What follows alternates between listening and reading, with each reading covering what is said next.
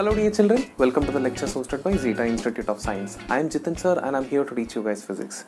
So my dear children, जैसे कि आप जानते हैं we are dealing with a topic called as semiconductors. अभी ये semiconductors टॉपिक में अब तक हम लोग ने पीएन जंक्शन डायोड के बारे में सीखा और उसके 3 एप्लीकेशन सीखे। सबसे पहले हम लोग ने सीखा रेक्टिफायर्स के बारे में, उसके बाद हमने सीखा जीनर डायोड के बारे में और उसके बाद हमने सीखा फोटो डायोड के बारे में। फोटो डायोड में क्या होता था, लाइट आने की वजह से करंट पास करते थे एंड वहाँ पर हम लोग एक्सटर्नल पावर सप्लाई कनेक्ट करते थे एंड ये पावर सप्लाई रिवर्स बायस में करते थे एंड लाइट गिरने की वजह से वो रिवर्स बायस करंट फ्लो होती थी। So there was an external power supply in case of photo diode. अब आप बोलोगे सर जी आपने ऑलरेडी सिखाया है, ये वीडियो में वापस क्यों बोल रहे हो? बिकॉज इस वीडियो में उस चीज़ से थोड़ा कनेक्टेड कॉन्सेप्ट आने वाले हैं। I will tell you what.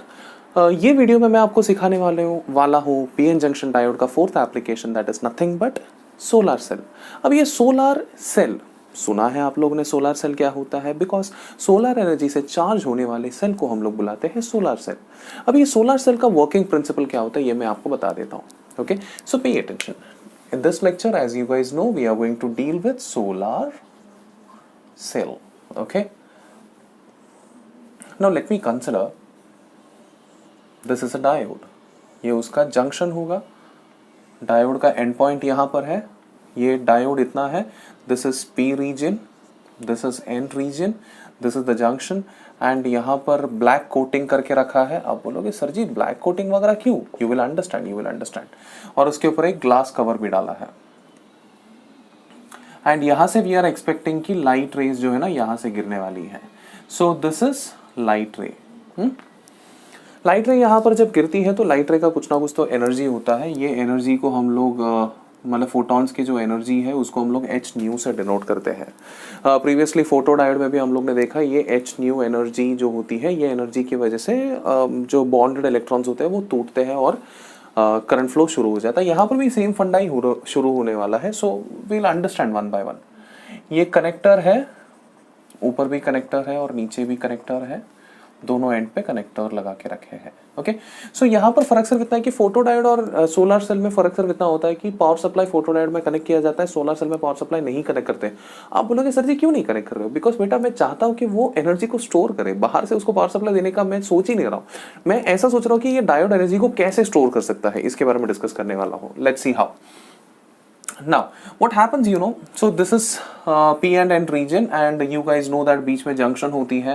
ये जंक्शन में वो आयंस का वगैरह फंडा तो आप जानते ही हो कि क्या होता है करके। There is no free electron, सारे के सारे आयंस होते हैं यहाँ पर, है कि नहीं?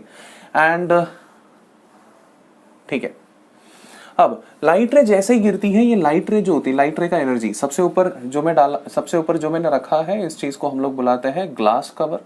ऑब्वियसली आप तो जानते हैं कि ग्लास कवर क्यों होती है, for the purpose of protection.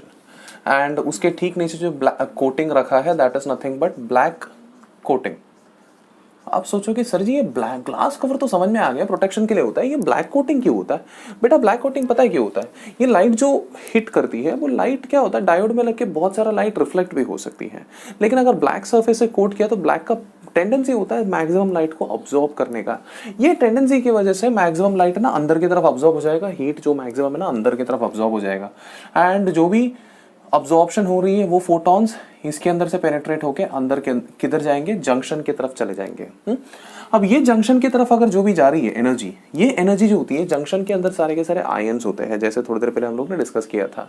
ये आयंस के ऊपर ये एनर्जी अपने आप को एनर्जी पास कर देती है ये आयंस के ऊपर एंड जिसकी वजह से क्या होता है, फोटो डायोड में जो चीज हुआ सेम चीज यहाँ पर भी होगा।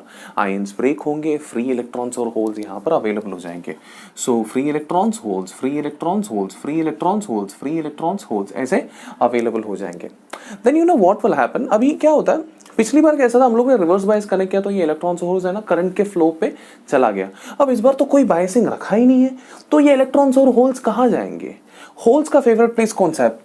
पी रीजन होता है फुल ऑफ होल्स, तो होल्स का फेवरेट स्पॉट होता है पी रीजन। तो बेसिकली ये होल्स कहाँ चले जाएंगे? पी रीजन की तरफ जाएंगे और ये इलेक्ट्रॉन्स कहाँ चले जाएंगे? एन रीजन की तरफ चले जाएंगे। ये चीज तो आप जानते ही हो। अब यहाँ पर इस चीज का अभी आप सोचोगे सर फिर भी कैसे जाता है, आपको कैसे पता पी रीजन में जाएगा करके? उसका रीजन बताता हूँ। ये जो डिप्लीशन लेयर है, ये डिप्लीशन लेयर में आप तो जानते हो कि पी रीजन के सेक्शन में नेगेटिव आयंस होती है और एन रीजन के सेक्शन में पॉजिटिव आयंस होती है कि नहीं? फुल टाइम ऐसे ही होता है, नेगेटिव आयंस पॉजिटिव आयंस। अब नेगेटिव आयंस और पॉजिटिव आयंस की वजह से आप तो जानते हैं कि डिप्लीशन रीजन के अंदर इलेक्ट्रिक फील्ड जो होती है वो एन से पी की तरफ जाती है, ये तो आप जानते हो। इलेक्ट्रिक फील्ड, अभी यहां पर holes are positive charges. Electric field अगर कंटिन्यूसली ऊपर की तरफ जा रही है, आप तो जानते हो कि इलेक्ट्रिक फील्ड हमेशा किधर जा रही है, एन से लेकर पी तक, जैसे कि यहां पर मैंने दिखाया। Okay, so if the electric field is going like this, then holes positively charged है, वो अलोंग द फील्ड उसको फोर्स मिल जाएगा, तो इसे ऊपर की तरफ धकेला जाएगा। एंड इलेक्ट्रॉन्स जो होती है नेगेटिवली चार्ज्ड है, तो ऑपोजिट ऑफ द फील्ड उसको धकेला जाएगा। तो सारे के सारे इलेक्ट्रॉन्स को नीचे की तरफ धकेला जाएगा, सारे के सारे होल्स को ऊपर की तरफ धकेला जाएगा। So this happens for each and every electron and hole and later. So अभी आपको तो पता था कि प्रीवियसली पी रीजन न्यूट्रल था and previously N region neutral था, लेकिन अभी क्या है, पी रीजन के ऊपर होल्स धकेला गया है, मतलब इधर से बाहर नहीं निकल रहा है, पी रीजन में ही स्टक रहेगा वो। तो अभी पी रीजन पूरी तरह से क्या हो जाएगा, पॉजिटिवली चार्ज हो जाएगा, क्योंकि उसके पास एक्सटर्नली होल्स आए हैं। एंड सिमिलरली एन रीजन जो पहले न्यूट्रल था, उसके ऊपर मैंने सारे के सारे इलेक्ट्रॉन्स को धकेल दिया, तो एक्सटर्नल एक्स्ट्रा इलेक्ट्रॉन्स आए हैं उसके ऊपर, जिस वजह से N region will become negatively charge. तो slowly this P region will have lot of positive ions that is positively charged, and this end region will have negative charge.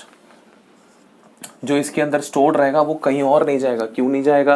क्योंकि आप जानते हैं कि डिप्लीशन रीजन ने उनको रोक के रखा है। ये नेगेटिव आयंस, ये नेगेटिव चार्ज है ना, पॉजिटिव की तरफ नहीं जा पाएगा, यहाँ पर अटक जाएगा ये। तो ये नेगेटिव चार्ज इधर अटका है, ये पॉजिटिव चार्ज इधर अटका है, एंड पॉजिटिव चार्ज का बंच मिलकर पॉजिटिव पोटेंशियल क्रिएट करती है, नेगेटिव चार्ज का बंच मिलकर नेगेटिव पोटेंशियल क्रिएट करती है। So this region will create positive potential, this region will create negative potential, higher potential, lower potential, and yes, this is how we form a cell. क्योंकि cell में क्या होता है, cell is nothing but एक device जिसमें एक reason positive potential से भरा होता है और दूसरा रीजन नेगेटिव पोटेंशियल से भरा होता है।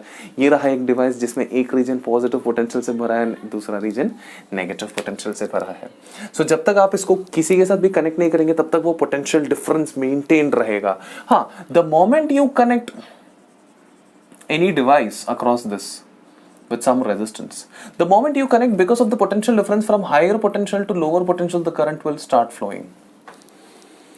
मतलब सेल क्रिएट हुआ, पोटेंशियल डिफरेंस क्रिएट हुआ, क्यों? जैसे लाइट गिरा वैसे ही ऑपरेशंस जो मैंने बताया, वो सारे के सारे ऑपरेशंस रिपीट होने की वजह से there was a potential difference which was created.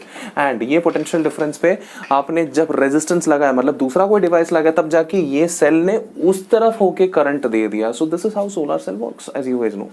वापस जितना करंट फ्लो होगा उसके हिसाब से पोटेंशियल डिफरेंस कम हो जाएगा, there will be a point जहां पर पोटेंशियल डिफरेंस जीरो हो जाएगा, एंड देन वापस मतलब सेल जो होती है डिस्चार्ज हो जाएगा। एंड देन वापस व्हाट यू डू, लाइट भेजो उसके अंदर, लाइट जो भी आप भेजेंगे उसकी वजह से वापस ये सेम प्रोसीजर रिपीट हो जाएगा, वापस पोटेंशियल डिफरेंस तैयार हो जाएगा, मतलब सेल वापस रिचार्ज हो जाएगा। This is how solar cell works. Okay, अब यहाँ पर जो करंट फ्लो होती है, आप देखेंगे करंट फ्लो अगर देखेंगे यहाँ से एन से लेकर पी पे जाती है, so it's coming like this. So ऐसे अगर देखेंगे तो एन से लेकर पी पे जाती है करंट फ्लो। सो इसलिए हम अगर ग्राफ बनाने की कोशिश करेंगे,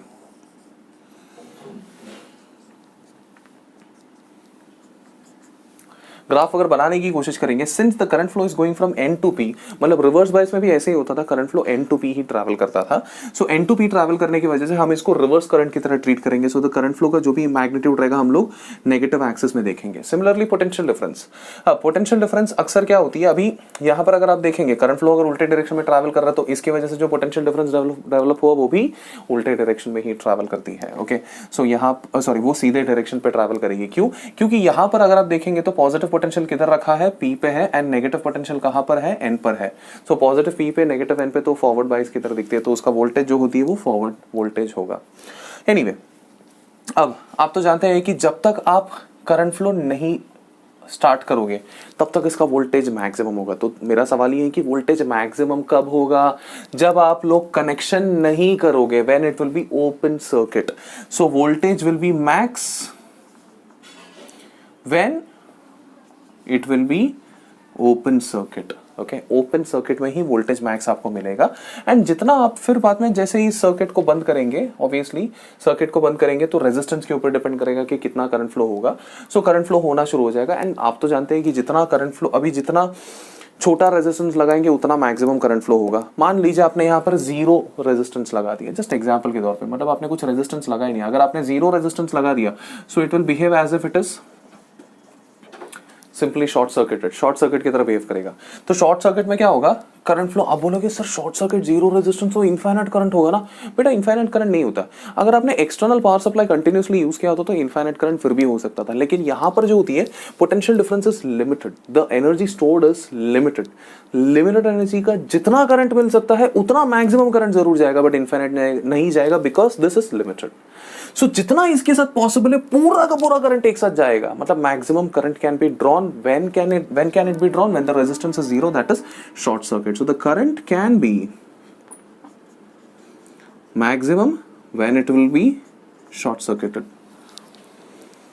एंड सीधी सी बात है, मतलब करंट जब मैक्सिमम होगा, एक बात तो सोच लेना, करंट मैक्सिमम फ्लो रहा है मतलब रेजिस्टेंस 0 पे फ्लो रहा है।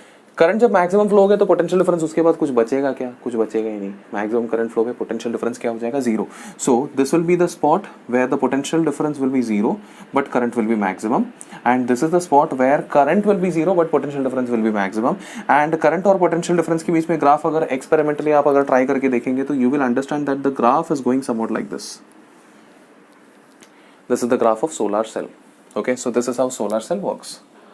अभी रेजिस्टेंस को मैं randomly some value of resistance यहाँ पर अप्लाई कर लेता हूँ। So I believe this concept is very very clear for you guys.